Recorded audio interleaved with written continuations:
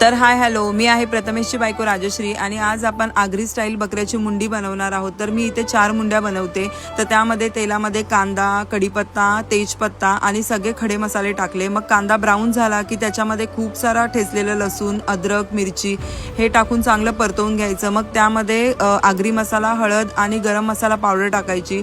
मग 2 खोबऱ्याच्या वाट्या भाजून मिक्सरला लावून बारीक करून त्याचं वाटण ते पण आपण टाकायचं, चांगलं परतून घ्यायचं। मग पाणी टाकायचं। पाणी टाकल्यामुळे तो मसाला चांगला शिजतो। मग तेल सुटेपर्यंत आपण त्याला चांगलं ढवळत राहायचं। त्यानंतर आपण धुतलेली मुंडी ही त्याच्यामध्ये टाकायची आणि चांगलं परतून घ्यायचं। आज माझ्या नवऱ्याचे फ्रेंड्स येणार होते म्हणून त्या निमित्ताने आम्ही नॉनव्हेज बनवत होतो। हे आम्ही चुलीवर बनवत होतो। खूप पावसाळी वातावरण झालेलं, हवा सुटलेली, डोळ्याला झोंबत होतं, पण टेस्ट चांगली येते चुलीवर बनवलं की। आणि मी प्युअर व्हेजिटेरियन आहे तरी पण मी बनवते नॉनव्हेज। आणि मग त्याच्यावर झाकण ठेवायचं आणि 1 लिटर पाणी टाकायचं वरती आणि मग त्यानंतर लास्टला मीठ टाकायचं। नंतर हे भाऊ समीर भाऊ आहेत, तर हे भेजा स्मॅश करून त्याच्यामध्ये टाकतात, कारण की मी नॉनव्हेजला हात लावत नाही। आणि त्यानंतर रेसिपी रेडी आहे। चुलीवरची ही मुंडी खूप चांगली लागते। तर चला, बाय।